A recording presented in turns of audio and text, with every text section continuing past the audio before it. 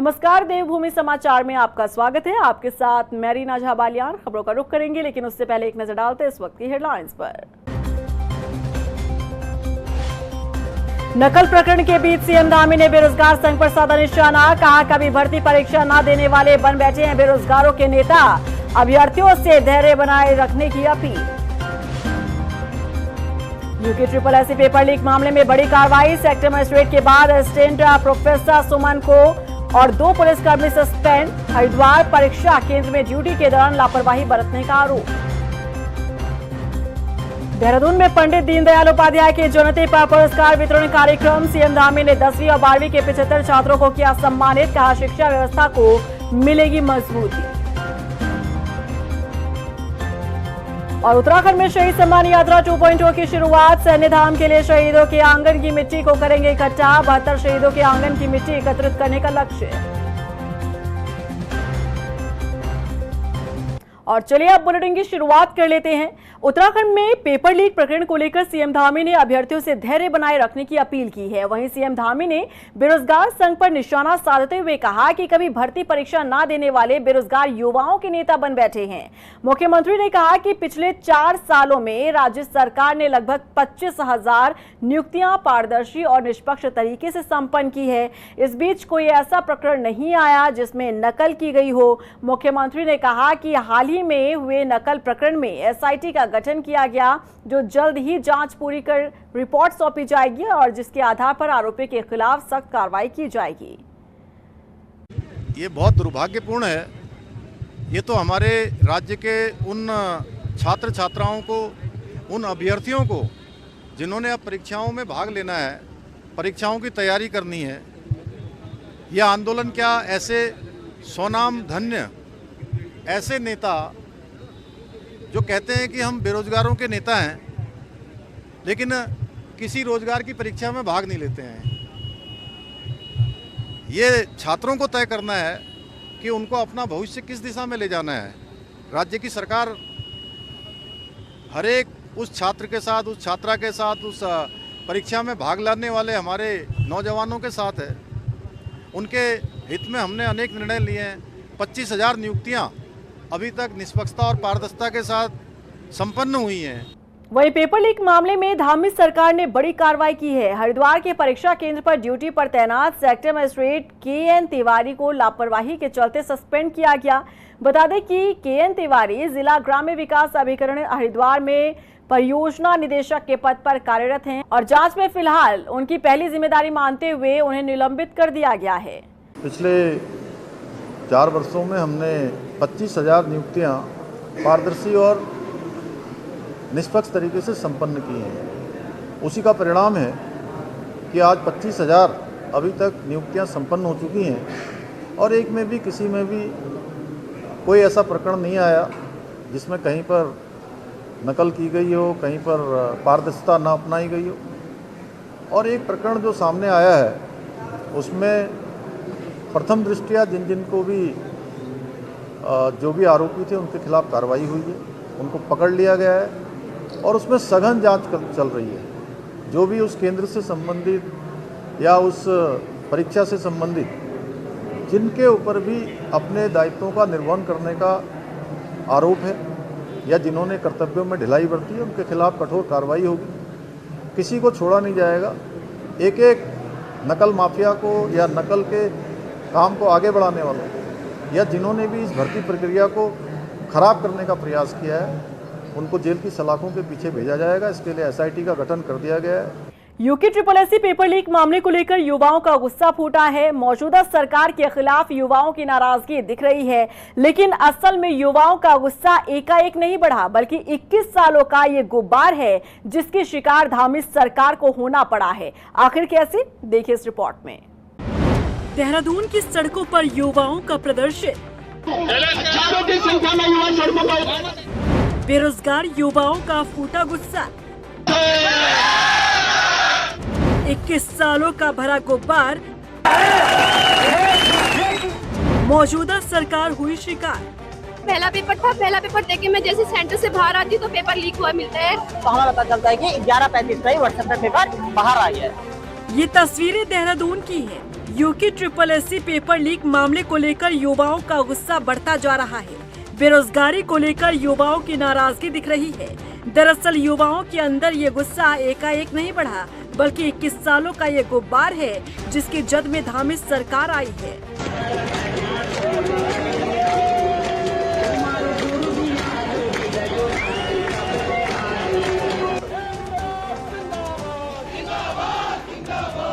युवाओं का बेरोजगारों का गुस्सा बिल्कुल जायज है, क्योंकि वो पिछले 21 सालों से मौन थे। एनडी तिवारी सरकार से लेकर त्रिवेंद्र सरकार के कार्यकाल तक में जिस तरह मनचाहे ढंग से अपनों को रेवड़ियां बांटी गई, उसका उबाल लाजमी था।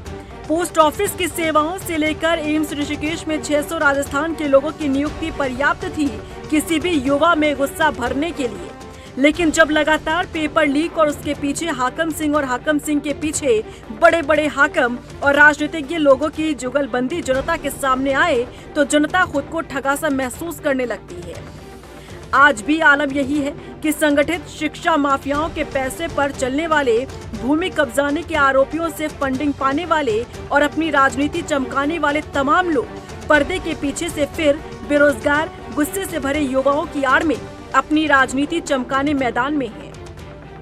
असली बेरोजगारों का गुस्सा बिल्कुल जायज है, लेकिन उनकी पीठ पीछे कौन कौन कहां खेल जाता है, नेता बन जाता है, शायद बेरोजगार युवाओं और राजनीति से दूर युवाओं को पता तक नहीं चलता। उत्तराखंड में बीते 21 सालों की सरकारों की गलती का खामियाजा आज युवाओं को भुगतना पड़ रहा है। सबसे बड़ी बात तो ये है कि खुद हाकम सिंह के राजनीतिक आका और हाकम के गैंग के पर्दे के पीछे वाले अधिकारी सीएम धामी से पर्दे के पीछे अपनी चिढ़ निकाल रहे हैं। हालांकि मामला पहले की तरह रातों रात पेपर बिकने की बात अभी तक बेरोजगार संघ ने नहीं कही और न ही कोई प्रमाण है, सिवाय इसके कि एक लड़के ने एक सेंटर से जो हरिद्वार के किसी बीजेपी नेता का स्कूल है और धामी विरोधी लॉबी का खास है, उसके स्कूल से पेपर के 3 पन्ने व्हाट्सएप कर पाया और वहां उस स्कूल में 3 कमरों में जैमर नहीं था। उसे लेकर व्यवस्था की जगह सरकार को और धामी को टारगेट किया जा सकता है, लेकिन इस बात से भी इनकार नहीं किया जा सकता कि युवाओं का गुस्सा सिर्फ धामी सरकार तक सीमित नहीं है, बल्कि पिछली सरकारों ने युवाओं को जितना बेरोजगार रखा है, वही गुब्बार आज युवाओं का फूट रहा है। यूके SSSC परीक्षा के क्वेश्चन पेपर आउट होने की गुत्थी देहरादून पुलिस ने सुलझा दी है। पुलिस ने मास्टरमाइंड खालिद को हरिद्वार से गिरफ्तार किया है। खालिद ने गिरफ्तारी के बाद कई खुलासे किए हैं, देखिए report. UK SSSC paper leak मामले में पुलिस को बड़ी सफलता हाथ लगी है। पुलिस ने मामले में मास्टरमाइंड खालिद मलिक को गिरफ्तार कर लिया है। पुलिस ने हरिद्वार से खालिद को गिरफ्तार किया और गिरफ्तारी के बाद खालिद ने कई खुलासे किए हैं। एग्जाम सेंटर को लेकर भी चौंकाने वाला खुलासा हुआ है, जिसमें पता चला है कि जिस परीक्षा केंद्र के कमरे में बैठकर खालिद परीक्षा दे रहा था, वहां जैमर ही नहीं था। तो इसका ये कहना है कि ये 7:30 बजे के आसपास आदर्श बाल सदन इंटर कॉलेज जो बहादुरपुर जट में है, वहाँ पर गया था। इसका सेंटर घर के पास ही था और वहाँ पर गन्ने के खेत है। गन्ने के खेत से इसने एंट्री की और वहाँ से लगभग 6.5 फीट की दीवारें उससे कूद कर ये अंदर आया और नीचे बैठते हुए जाते हुए ऐसा लगा कि कोई सीसीटीवी कैमरा ना हो। वहाँ पर जाकर जो कंस्ट्रक्शन का कुछ सामान, बजरी वगैरह पड़ी थी, साथ में कुछ झाड़ियाँ थी, वहाँ पे इसने अखबार में लपेट कर उस फोन को रख दिया और उसके बाद ये वहाँ से चला गया। अगले दिन जब ये आता है एग्जामिनेशन सेंटर में, फिर चेकिंग के बाद ये अंदर आता है, जहाँ पर अंदर इसने प्लांट किया था, प्लांट करने वाले स्थान पर ये जाता है, मोबाइल को अपनी विंड चीटर की पॉकेट में रखकर अपने एग्जामिनेशन कक्ष में बैठ जाता है। अब एसआईटी परीक्षा केंद्र के सभी कर्मचारियों और जामा टीम से पूछताछ कर रही है। जानकारी के मुताबिक आरोपी खालिद साल 2013 में प्राइवेट सनराइज यूनिवर्सिटी राजस्थान से सिविल इंजीनियरिंग का डिप्लोमा कर चुका था और साल 2013 से 2015 तक हापुड़ उत्तर प्रदेश से स्नातक की डिग्री ली थी। आरोपी पहले प्रतियोगी परीक्षाओं में कुछ नंबरों से रह गया था, जिस पर आरोपी ने स्नातक स्तरीय परीक्षा से पहले किसी तरह मोबाइल को परीक्षा केंद्र के अंदर छिपाकर उसके माध्यम से किसी बाहरी व्यक्ति से संपर्क कर प्रश्नों के उत्तर हासिल करने के लिए नकल की योजना बनाई। आरोपी की योजना थी कि वो अलग अलग जनपदों से परीक्षा के लिए आवेदन करेगा और जिस किसी परीक्षा केंद्र में उसे मोबाइल ले जाने और पहले से ही छिपा कर रखने का मौका मिलेगा, वो परीक्षा केंद्र से परीक्षा में शामिल होगा। योजना के मुताबिक आरोपी को ऐसे व्यक्ति की तलाश थी जो उसे सवालों के जवाब दे सके। जिसके लिए उसने टिहरी में असिस्टेंट प्रोफेसर के पद पर नियुक्त सुमन से संपर्क किया। जानकारी के मुताबिक आरोपी ने 21 सितंबर की सुबह सुमन से कांटेक्ट किया और अपनी बहन के एग्जाम की तैयारी के लिए उसकी बहन द्वारा सुमन से संपर्क कर उसे व्हाट्सएप पर कुछ प्रश्न के फोटो भेजने और उसके उत्तर उसकी बहन को वापस भेजने का अनुरोध किया। परीक्षा से पहले खालिद अपने मोबाइल को अपनी बहन साबिया को देकर परीक्षा देने चला गया, जिसे पहले से ही बताया गया था कि आखिर इन सवालों के जवाब कहां भेजने हैं और फोटो किसे भेजना है। देखिए, अभी तो हम ओपन इन्वेस्टिगेशन है। फिलहाल तक जितनी चीज़ें प्रकाश में आई हैं उसमें अभी तक केवल साबिया को भेजना और उसके थ्रू सुमन तक भेजना और उसके आगे फिर जो सोशल मीडिया पे आई है वही वाली स्टोरी है। लेकिन अभी अगर मैंने बताया आपको कि ओपन इन्वेस्टिगेशन है, अगर ऐसा कुछ और पता चलता है, हमारी टेक्निकल टीम भी मैं आपकी जानकारी के लिए बताना चाहूँगी कि शासन द्वारा इसमें SIT की गठन कर दिया गया है और इसमें माननीय हाई कोर्ट के रिटायर्ड न्यायाधीश के पर्यवेक्षण में ये कार्य करेगी और इसमें जो साइबर कमांडोज है उनको रखा गया है, जो हमारे साइबर के एक्सपर्ट्स हैं वो रहेंगे। तो अगर ऐसी कोई भी चीज़ होगी साइबर से रिलेटेड या फिर ऐसा कोई फ़ोन लाना है या फिर कोई भी टेक्निकल चीज़, तो वो हैंडल करेंगे। परीक्षा के बाद घर वापस आने के कुछ समय बाद आरोपी को सोशल मीडिया के जरिए प्रश्नों के फोटो की स्क्रीनशॉट आउट होने की जानकारी मिली, जिसके बाद वो घर से फरार हो गया और बस से सीधा दिल्ली पहुंचा। इस दौरान आरोपी ने दोनों फोन में इस्तेमाल किए गए सिम को तोड़कर फेंक दिया और दोनों फोन को रीसेट कर दिया। आरोपी दिल्ली से लखनऊ के लिए रवाना हुआ और घटना में इस्तेमाल किए गए आईफोन को ट्रेन के कोच के डस्टबिन में फेंककर देहरादून एक्सप्रेस से वापस हरिद्वार पहुंचा। आरोपी हरिद्वार से छिपते हुए देहरादून में सरेंडर करने की कोशिश में था, जिसको संयुक्त टीम द्वारा हिरासत में लिया गया। वहीं पेपर लीक मामले को लेकर हल्द्वानी में बेरोजगारों और छात्रों ने आमरण अनशन शुरू कर दिया है। उनका कहना है कि जब तक दोषियों को कड़ी सजा नहीं मिलती और राज्य सरकार कोई ठोस कदम नहीं उठाती, तब तक ये आंदोलन जारी रहेगा। जब हाकम सिंह को पकड़ा गया, ठीक है, पहली रात को जब हाकम सिंह को पकड़ा गया तो हमने सोचा चलो ठीक है, STF ने जांच की होगी, पकड़ लिया। उसके बाद हमें दूसरे दिन पता चलता, हम गए पेपर देने आना जरूरी था क्योंकि हमारे भविष्य का सवाल है। तो हम पेपर देने जाते हैं, उसके बाद जब जैसे ही पेपर से बाहर आते हैं तो हमें पता चलता है कि 11:35 पे ही व्हाट्सएप पे पेपर बाहर आ गया है। उसके बाद भी सरकार ये मानने को तैयार नहीं है कि पेपर लीक है। मेगा शहर में पिथौरागढ़ से बिलोंग करती हूँ और मैं यहाँ एक रूम रेंट लेके रहती हूँ सर। 2024 से मैं तैयारी में आई हूँ। मेरा पटवारी का पहला पेपर था और सर मैं चाहती हूँ कि मेरा पहला पेपर देके मैं जैसे सेंटर से बाहर आती हूँ तो पेपर लीक हुआ मिलता है और घर से मम्मी पापा का फोन आ रहा है कि तुम्हारा पेपर कैसा गया। तो मैं उनको क्या बोलूँ कि पेपर लीक हो गया है। उनके इतने अरमान है, मुझे 6-7 हज़ार रुपये में यहाँ से रख रखा है। मुझे आज एक ज्ञापन प्राप्त हुआ है और ये हमारे जो माननीय गृह मंत्री जी है उनको संबोधित है। तो ये ज्ञापन हम आज ही भिजवा देंगे और इसमें कुछ इनकी मांगे हैं बेरोजगार संघ की। तो अब क्योंकि मामला ज्ञापन का है और उच्च स्तर का है तो नए स्तर से ज्ञापन को भिजवा दिया जाएगा। उत्तराखंड में एक बार फिर से शहीद सम्मान यात्रा 2.0 शुरू हो गई है। इस यात्रा में शहीदों की आंगन की मिट्टी को एकत्रित करने का काम किया जाएगा, जो बाद में सैन्य धाम में रखी जाएगी। मुख्यमंत्री पुष्कर सिंह धामी ने कहा कि ये शहीद सम्मान यात्रा राज्य के युवाओं को याद दिलाती रहेगी कि इस देश के लिए सर्वोच्च बलिदान देने वालों में देवभूमि के वीर कम नहीं थे। बता दें कि शहीद सम्मान यात्रा 2.0 में 72 शहीदों के आंगन की मिट्टी इकट्ठा की जाएगी। देवभूमि और वीरभूमि उत्तराखंड देवभूमि भी है और वीरभूमि भी है। उत्तराखंड राज्य से देश के लिए हर एक युद्ध में देश के लिए अपना बलिदान देने वाले रणबांकुरों की संख्या बहुत बड़ी संख्या में है और उनके सम्मान में हमने पहले भी यात्रा निकाली थी। प्रथम चरण की यात्रा पूरे राज्य के अंदर निकली थी। हर शहीद, हर बलिदानी के जिन्होंने देश के लिए अपने प्राणों का बलिदान दिया है, उनके आंगन की मिट्टी हमारे जो सभी बलिदानियों की स्मृति में बनने वाला, सैनिकों की स्मृति में बनने वाला सैनिक धाम है, जो देहरादून के गुनियाल गांव में बन रहा है और अंतिम चरण में उसका काम है। लगभग निर्माणाधीन कार्य पूरा हो गया है। वहाँ पर उनके आंगन की पावन माटी उनके स्मरण में वहाँ ले जाई गई थी। देहरादून में पंडित दीनदयाल उपाध्याय की जयंती पर उत्कृष्टता पुरस्कार वितरण कार्यक्रम का आयोजन किया गया, जिसमें सीएम धामी और शिक्षा मंत्री धन सिंह रावत ने शिरकत की। और इस कार्यक्रम के दौरान 10वीं के टॉप 60 छात्रों और 12वीं कक्षा में टॉप करने वाले 15 छात्रों को सम्मानित किया गया और साथ ही उत्कृष्ट कार्य करने वाले विद्यालयों को भी पुरस्कार प्रदान किया गया। सीएम धामी ने सभी छात्रों को शुभकामनाएं देते हुए उनके उज्जवल भविष्य की कामना की।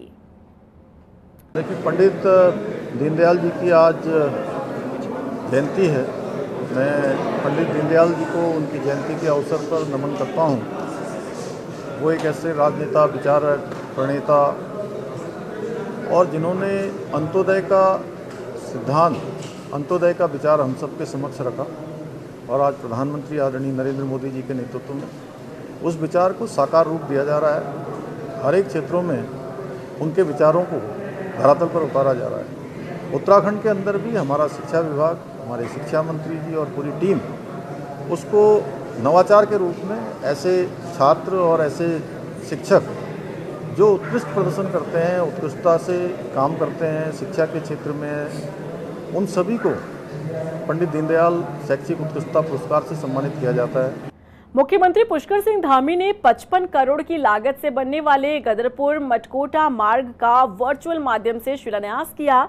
दिनेशपुर नगर पंचायत प्रांगण में आयोजित कार्यक्रम में सांसद अजय भट्ट की उपस्थिति में सड़क का शिलान्यास किया गया और इस दौरान सांसद अजय भट्ट ने कहा कि इस सड़क मार्ग के निर्माण से स्थानीय लोगों को काफी फायदा मिलेगा।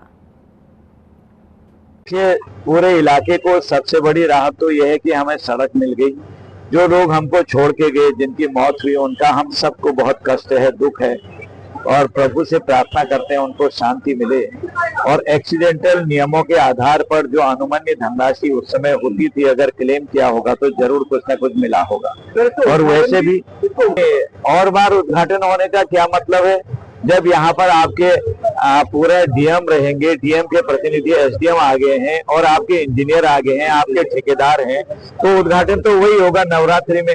और पहले कब उद्घाटन हुआ, मैं तो नहीं समझता कभी पहले उद्घाटन हुआ है। नहीं, वो स्थानीय विधायक जी ने कर दिया होगा, कोई ऐसी बात नहीं। नारियल फोड़ने से कुछ नहीं होता है। हमारे ही हुए विधायक भी तो, वो भी बेचारे कह रहे थे करो करो इसको करके, उनको भी पता था भाई साहब ये है। मैंने किया तो विधायक जी ने किया, विधायक जी ने किया तो मैंने किया, मैंने किया तो शिव जी ने करा, शिव जी ने किया तो हमने, हम अलग थोड़ी हैं, एक ही तो है। श्रीनगर के खिरसू ब्लॉक में एयर एम्बुलेंस की मदद से सुरक्षित एक गर्भवती महिला को एम्स ऋषिकेश भेजा गया, जहां विशेषज्ञ चिकित्सकों की देखरेख में गर्भवती महिला का उपचार हुआ और आपातकालीन सेवा से जच्चा बच्चा दोनों की जान बच सकी।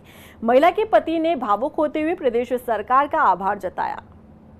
मेरा नाम विपिन सिंह बिष्ट है, ग्राम चिमलियों, पोस्ट ऑफिस जाग, पौड़ी गढ़वाल। मेरी बीवी प्रेग्नेंट है और थोड़ा दिक्कत परेशानी आ गई थी, तो इसकी वजह से बेस पे लाए थे। बेस से उन्होंने रेफ़र कर दिया, तो अभी सुविधा है नहीं, तो एयरलिफ्ट करके इनको एम्स में ले जाया जा रहा है। और मैं माननीय धन सिंह रावत जी का आभार व्यक्त करता हूं, जिन्होंने ये सुविधा दी हमें। गदरपुर के बड़ी राय ग्राम सभा के केवलगंज, तिलपुरी और अन्य बुक्सा जनजाति बहुल गांव का विशेष टीम ने निरीक्षण किया। इस मौके पर ग्राम विकास अधिकारी चंद्रशेखर ने बताया कि शासन के आदेश के बाद कर्मयोगी अभियान के तहत शासन ने एक विशेष टीम बनाई थी, जो सभी क्षेत्रों का सर्वे कर जन कल्याणकारी योजनाओं से वंचित लोगों को लाभ पहुंचा रही है। मैं ग्राम विकास अधिकारी गदरपुर विकासखंड और ग्राम विकास अधिकारी बड़ी राय का हूँ। मैं आदि कर्मयोगी अभियान के तहत यहाँ पे 20 लोगों का चयन किया गया है, जिसमें सर हैं और ग्राम कैप्टन के तौर पर दामेश्वर दत्त प्रधानाध्यापक जी भी हैं और इसमें समूह की कुछ महिलाएं हैं, आंगनवाड़ी कार्यकर्तियां हैं। तो हम सबके द्वारा इस जो जनजाति ग्राम हैं उनमें क्या है कि भ्रमण किया जाएगा। भ्रमण के दौरान ये देखा जाएगा कि सड़क है, नाली है या व्यक्तिगत लाभार्थी जो हैं जनजाति समूह के। और इसी के साथ फिलहाल इस बुलेटिन में बस इतना ही, लेकिन चलते चलते एक नजर डालते हैं इस वक्त की हेडलाइंस पर।